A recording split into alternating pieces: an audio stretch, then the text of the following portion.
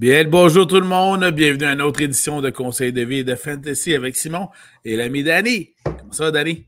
Ça va bien, toi? Ça va très bien, merci. Moi, essoufflé, mon tabarnache. Je t'ai rushé ça. Parce que là, Pour la petite histoire, là, Danny, je m'en vais me chercher un verre d'eau.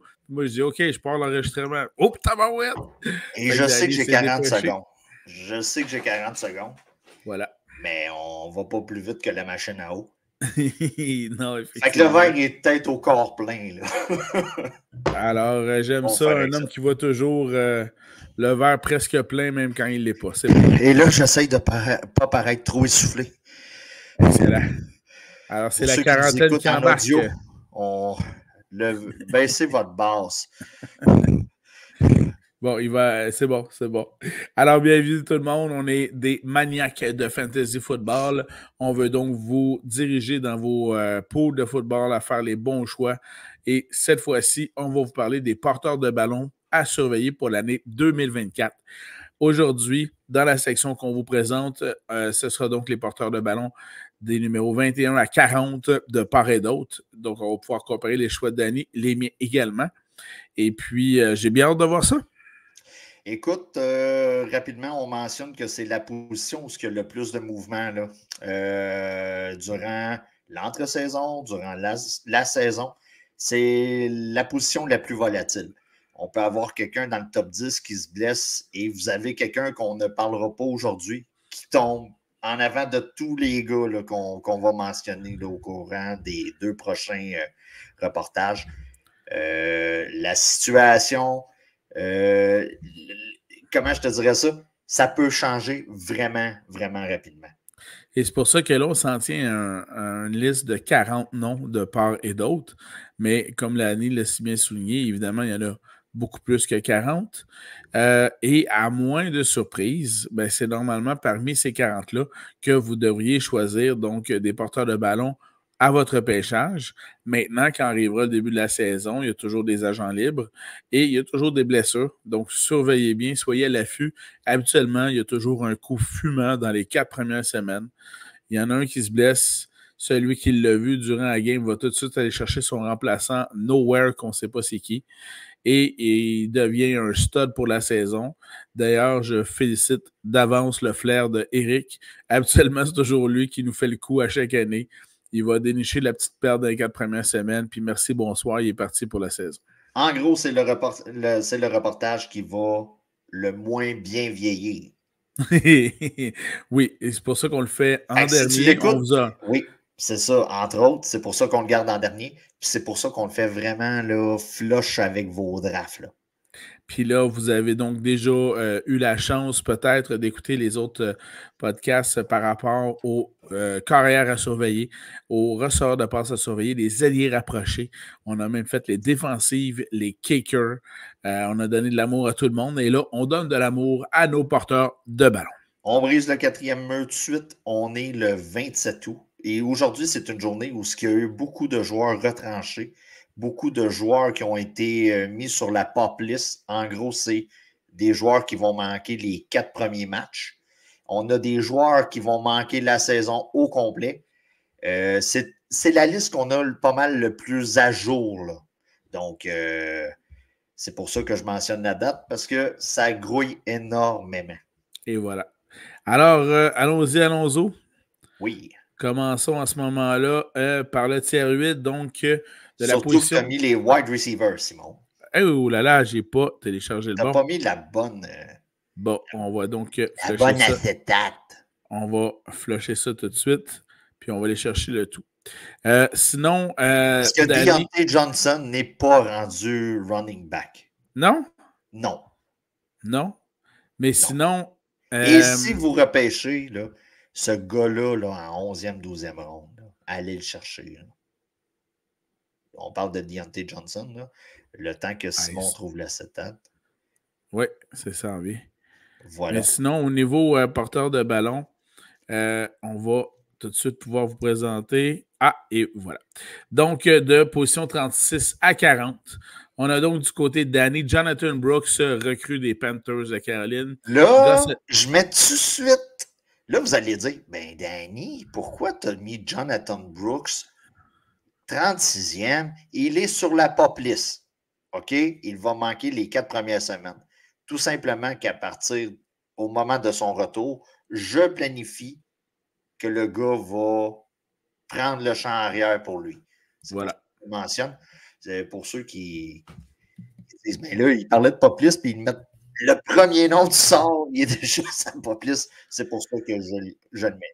Alors, je fais la liste rapidement. Du côté de Danny, 36e, Jonathan Brooks, recrue des Panthers de Caroline. 37e, Gus Edwards, qui est rendu avec les Chargers de Los Angeles. 38, Ezekiel Elliott, le retour avec les Cowboys.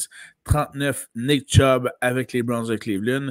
40, Chubba Hubbard, l'autre porteur de ballon des Panthers de Caroline.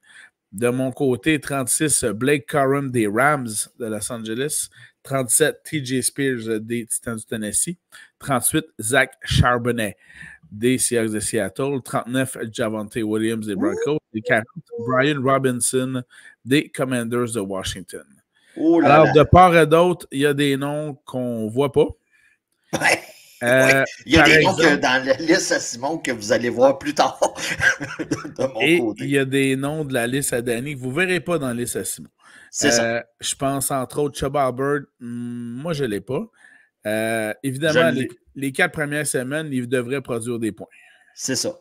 Moi, je m'attends rapidement du côté des Panthers. Les 4 premières semaines, là, vous avez Chubba Hubbard puis vous avez Miles Sanders, pour ceux qui se souviennent. Pour les nostalgiques. Pour les nostalgiques.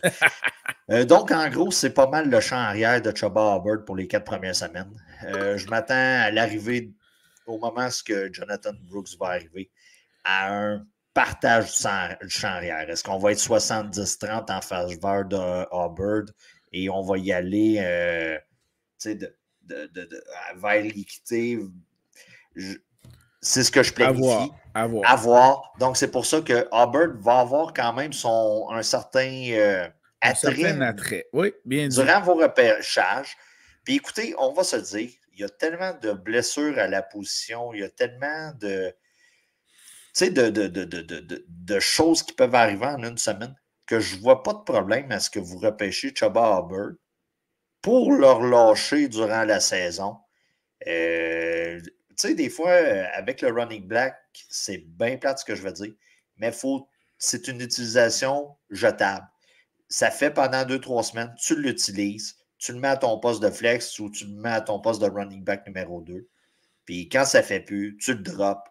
Puis on y va comme la société de consommation des running backs. De mon côté, je n'ai pas les noms d'Ezekiel Elliott et Nick Chubb dans mes 40 premiers porteurs de ballon. Nick Chubb fait partie de la pop list, donc absent pour les 4 premières semaines également aussi. Ezekiel Elliott, lui, sera absent de la feuille de pointage, mais simplement parce qu'il est plus bon. Écoute, moi, ce que je m'attends d'Ezekiel Elliott, la majeure partie de ses points fantasy vont venir par des touchés en dedans de la ligne de 2 verges. Ça a quand même une certaine valeur. Comment je dirais ça? Le volume ne sera pas ce que ça a déjà été. On ne s'attend pas à 22 à 28 courses pour lui par semaine. Mais je m'attends à un genre entre dedans de 15, entre 10 et 15. Et beaucoup de possession de ballon en dedans de la ligne de 5 verges. C'est à ça que je m'attends. Puis c'est plate, mais c'est 6 points de la shot, puis ça avance vite là, quand tu fais un cumulatif de points. C'est la seule raison pourquoi que je l'ai mis. Je m'attends aussi Doodle. Je m'attends quand même à ce qu'on revienne un peu comme à la bonne vieille époque de Elliott et Pollard. Elliott a les touchés, mais Pollard était le plus explosif, le plus celui qu'on voyait là, les meilleures progressions. Mais c'est Zeke Elliott, finalement, qui faisait les touchés. Je m'attends un peu à la même dynamique là, du côté des Cowboys. Je n'avais pas le choix de le mettre dans mon top 40. De mon côté, sauf Javonte Williams, ce sont tous des running backs qui sont numéro 2 dans leur équipe que j'ai placé dans ce tiers-là. et qui sont des handcuffs, qui sont donc des joueurs à prendre en considération quand le premier va se blesser. Blake Corum est probablement un des meilleurs là, à avoir cette année là, du côté des Rams. Là. Oui, techniquement, il est le deuxième et techniquement, c'est un handcuff, mais on sait que Sean McVay est un peu girouette avec oui. ses porteurs de Tu ballon. peux le dire. Fait que normalement, c'est Kyren Williams, mais ça se pourrait que Blake Corum se fasse donner le champ arrière dès la deuxième, troisième semaine. Puis si c'est ça, ben vous le prenez vite parce qu'il va devenir un stud. TJ Spears, c'est Pollard qui est premier, mais ça peut être une option dans certains cas. Charbonnet, c'est le handcuff à Kenneth Walker, bien sûr.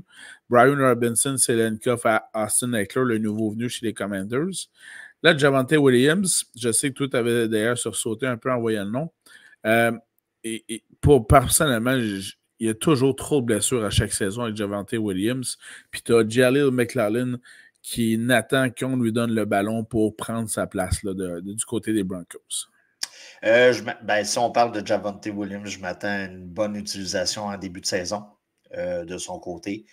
Comment ça va progresser, ça reste à voir.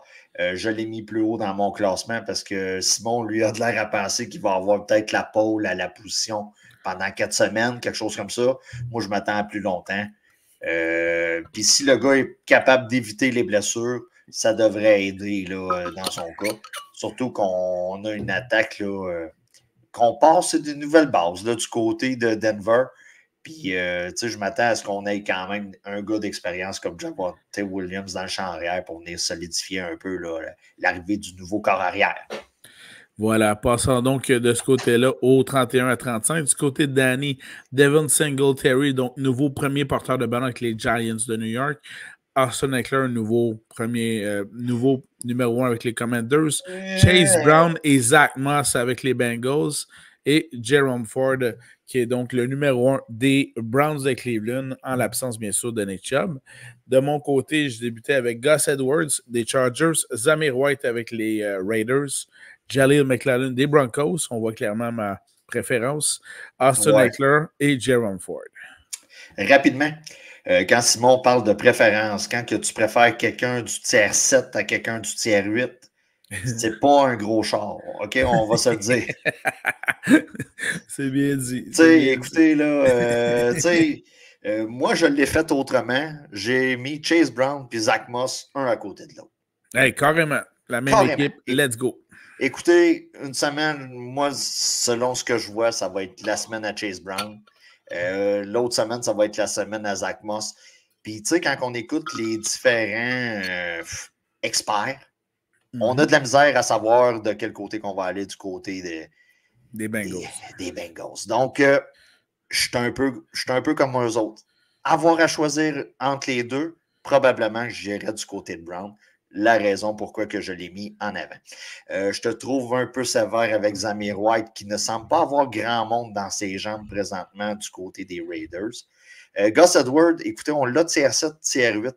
C'est un gars qui risque de monter en cours de saison. Nouvel entraîneur, c'est M. Harbaugh du côté des Chargers. Et on vous le répète, les Harbaugh sont forts sur les running backs en attaque. C'est dans le sang, c'est dans le sperme, comme on dit, du côté des Harbaugh. Donc, ah, c'est bon ça. Mais tu as raison de le souligner. D'autant plus que les Chargers et Harbaugh ont été chercher le coordonnateur à l'attaque des Ravens avec Gus Edwards puis son autre compatriote running back anciennement des Ravens. Fait que c'est clair, ça va courir, puis ça va faire du bien en même temps à un certain Justin Herbert, puisque de son côté, il y a un petit peu moins de cible de valeur. Donc, au moins, il va pouvoir avoir du temps parce que le jeu au sol devrait s'améliorer. On voit de mon côté Austin Eckler, même on le voit du côté de Simon. Vous avez probablement le joueur que la cote fantasy a diminué le plus drastiquement à la position de running back au cours de l'entre-saison. Mais quand on parle de personnes qui tombent dans le bon schéma offensif avec personne dans les jambes, c'était un peu ça, là, Austin Eckler du côté des Chargers. Puis regardez ce qui est arrivé. Maintenant des Commanders. Et voilà, on est rendu du côté des Commanders et vous voyez la drop que ça l'a pris d'un point de vue fantasy. Un petit Moi, mot rapidement sur oui, Singletary. Il est tout seul dans le champ arrière des Giants. Donc, volume, volume, volume, ça devrait être intéressant, d'autant plus que, écoutez, on a comme cible offensive le receveur recru Malik Neighbors qui était blessé, commence à se remettre d'une blessure. On a Daniel Jones. Donc, les Giants seraient fous de ne pas s'en remettre au jeu au sol. et si vous vous posez la question, pourquoi quand on met un gars tout seul, tout seul, tout seul dans le tiers 7, de mon côté, tout simplement parce que les Giants, c'est pas un genre de club qui va mener très souvent durant la saison où ce qu'on va utiliser le running back pour faire écouler le Es-tu temps. en train de me dire qu'on devrait tirer de l'arrière à quelques occasions? À quelques occasions du côté des Giants. C'est Donc, c'est pour ça que j'ai mis Singletary assez loin. Et je vous rappelle que la saison dernière, du côté de Houston, le gars a réussi à surplanter Damien Pierce, qui est dans aucun classement cette année. Là. Checkez voilà. pas, là.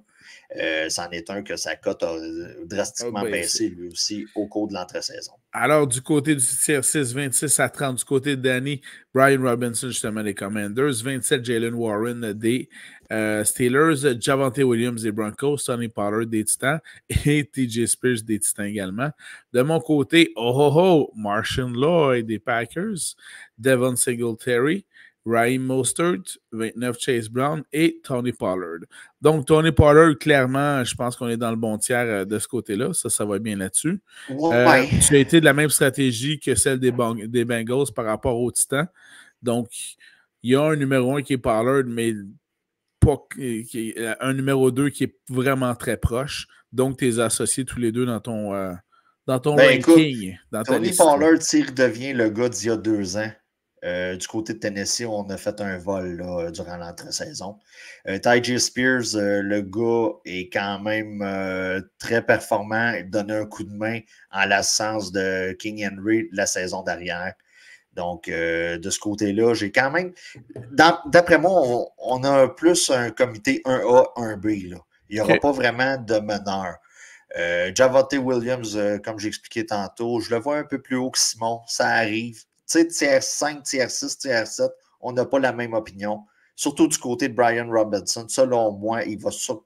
Tu sais, mettons, du côté de Washington, on va avoir 3 essais. Fait que toi, tu vois clairement Robinson en avant Oui, d'Eckler. je le vois. Moi, je vois Eckler comme un gars de 3e essai du côté de Washington cette année. Quel drop pareil, hein? Tu passes d'un gars qui était running back numéro 1 fantasy il y a à peine 2 ans. On parle de fantasy seulement. Parce que du côté de Washington, je trouve qu'on s'améliore énormément.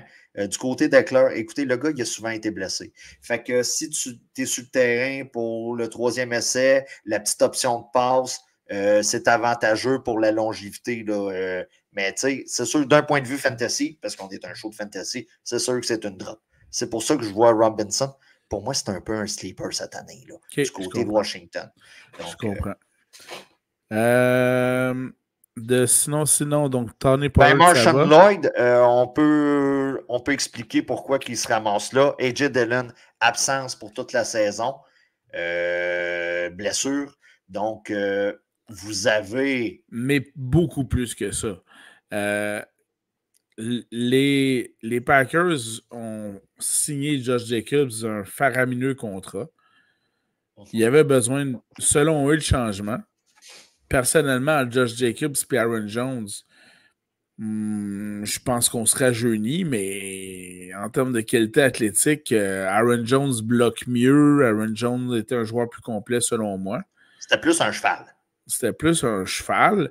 Alors que Martian Lloyd est réputé pour être le porteur de ballon au repêchage qui connaît mieux les schémas de protection. Donc, bloque bien, protège bien son corps arrière, est prêt à embarquer. Et selon tout ce que j'ai lu, il a tout fait pour étonner au camp d'entraînement. Puis, non, ce que j'ai lu également aussi, après 4, 5, 6 semaines, il devrait se faire donner le champ arrière. C'est juste que là, ils ne peuvent pas le faire parce qu'ils ont signé Jacobs un gros contrat. Normalement, dans vos ligues domestiques, si je peux appeler ça de même, Martian Lloyd va se ramasser sur les waivers à la fin du repêchage. allez pas investir un grand capital de repêchage de son côté. Si vous allez en 7e ronde, c'est beaucoup trop tôt. Selon moi, le gars va être disponible en 12e ronde là, dans vos ligues. Allez le repêcher. Écoutez, moi, comme stratégie, bien souvent, je ne repêche pas de kicker, je ne repêche pas de défensif, puis je mets un tag sur des gars comme ça. Donc, si vous êtes capable de le faire, si votre ligue le permet, faites-le. Mais investissez pas un grand capital de repêchage pour rien. Parce que probablement que vous allez le drafter, puis le monde va dire qui? Puis, tu sais, on va se le dire. Donc, soyez sneaky avec lui. Là. Allez pas le chercher en 8e ronde pour rien. Exact. Puis dans un mode keeper où vous conservez vos joueurs d'année en année et que vous en avez, par exemple, 4 à repêcher, ben ça, un Martian Lloyd, c'est un beau 4e. Là. Si vous repêchez ça un 2e, 3e, il ne vous donnera pas du temps de jeu immédiatement au début de la saison. Vous allez grincer des dents. Là. Donc, ouais, c'est ça. Voilà. Tu le prends dans ton line-up pour le bencher jusqu'à temps qu'il devienne hot. Et voilà. Puis, si on était JP, ben, on dropperait la semaine avant qu'il devienne hot. Puis là, ce serait tout à fait le cours normal des choses. C'est la normalité. Voilà. Prochain tiers, celui-là, le tiers 5. Oh, ça commence de la même façon de chaque côté. Pour Danny, 21, Ramondre Stevenson des Patriots. 22, DeAndre Swift des Bears. 23, Zamir White des Raiders, 24 Najee Harris des Steelers et 25 Raheem Mostert des Dolphins. De mon côté, Ramondre Stevenson, 22e Jalen Warren des Steelers, Rico Dowdle des Cowboys, 24 Aaron Jones des Vikings maintenant et 25 DeAndre Swift, toujours des Bears. Donc, clairement, on voit chacun un numéro 1 différent chez les Steelers. Écoute, j'ai une raison très simple d'expliquer ça. On utilise quand même les deux. On a eu de la difficulté au cours de la dernière saison. On a utilisé Harris. On voulait qu'il performe. On a utilisé Warren, tout dépendant de la séquence. Je crois qu'on va avoir besoin beaucoup de l'attaque au sol cette année avec M. Ciara comme QB et au cours de la saison, Justin Fields qui va arriver. Faut pas oublier, c'est plate. Le sport est comme ça. Mais il y a un facteur très, comment je dirais ça, favorable pour Najee Harris cette année. C'est que c'est la dernière année de son contrat. Et peu importe le sport, on dirait que les dieux du sport sont de leur côté. Et ils ont toujours une grosse saison. Je vois une meilleure saison du côté de Najee Harris cette année. Soyons, tu sais, battre l'an passé va être plutôt facile, là, selon moi. À moins de blessures. Donc, c'est pour ça que je l'ai mis un peu avant. Mais tu sais, quand on parle de tiers 5, tiers 6, là, on a pas mal la même idée sur la personne. Zamir White devrait être seul du côté de Las Vegas. Des Raiders. Ramondre Stevenson, écoutez, l'attaque cette année repose sur ses épaules. Attendons voir ce que ça va donner au poste de corps arrière. On semble vouloir commencer la saison peut-être avec. Ça se peut qu'on vous dise d'aller sur les waivers pour aller chercher des gars des Pats cette année. J'aime mieux prendre un rang sur les waivers que drafter un gars des Pats. Si vous avez à drafter un gars des Pats cette année, c'est Ramondre Stevenson et c'est le running back numéro 3 de votre formation. Pour moi, c'est ça les Pats cette année, là, d'un point de vue fantasy. Excellent.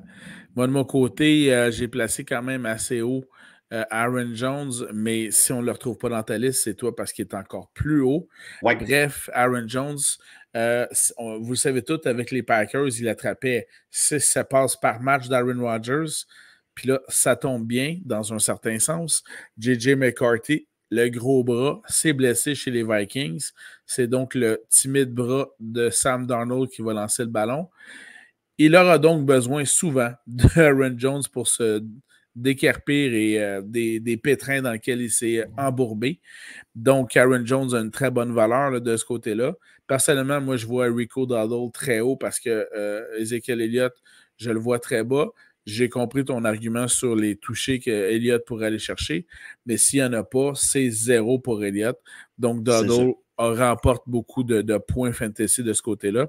DeAndre Swift, je trouve ça intéressant qu'on l'a mis tous les deux dans ce tiers-là. C'est une belle acquisition pour les Bears et surtout une belle acquisition pour Caleb Williams. Mais en termes fantasy, c'est pas la panacée. C'est pas le stud qui va vous sortir toute la saison puis qui va vous maintenir en position numéro 1. Il va vous donner des points, puis je pense que Danny, d'habitude, t'aimes beaucoup jouer les match-ups, les affrontements. Ce serait le genre de porteur de ballon, je pense que tu aimerais ajuster selon l'alignement. J'aimerais, j'y vais, c'est de la manière que je l'utiliserais. Okay. Écoutez, c'est sûr que quand on tombe là, tiers 5, là, 21 à 30, il y a certaines semaines que le gars va être running back numéro 2 de votre formation, tout simplement parce qu'il y a des bye week, puis il y a des blessures, puis il y a des suspensions. C'est sûr que si on compare à Ramondre Stevenson, Swift a un corps arrière qui va courir avec la balle, qui va être patient.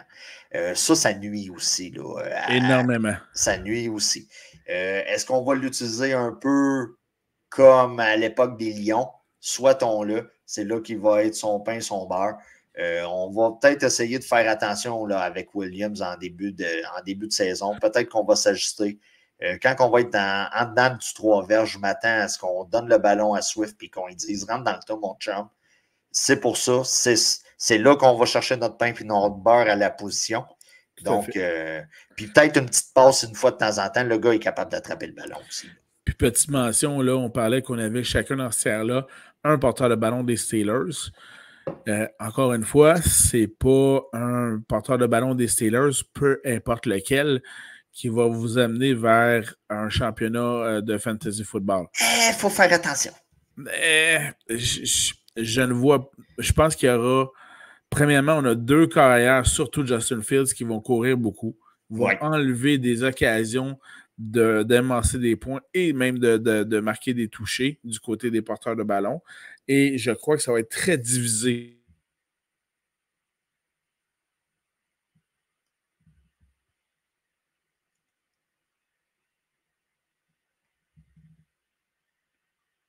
Est-ce que tu es là, Simon? Ça l'a gelé.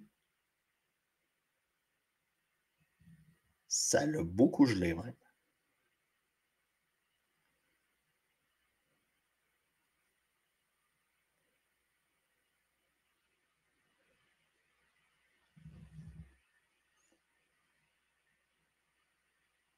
Oh.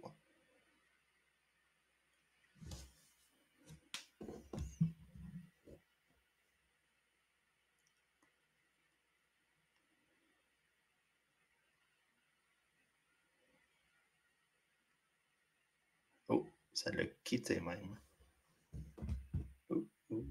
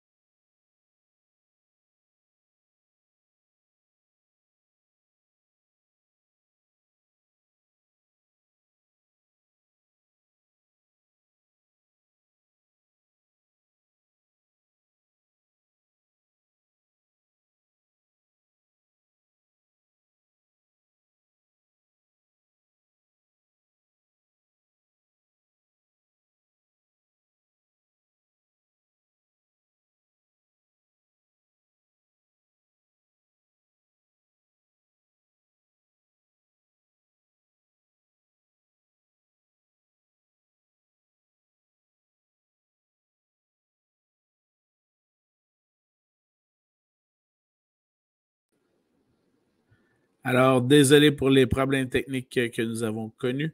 Donc, c'était la fin du reportage sur les porteurs de ballon 21 à 40. On vous présentera sous peu donc les porteurs de ballon de numéro 1 à numéro 20. Merci beaucoup d'avoir été à l'écoute et à bientôt. Au revoir.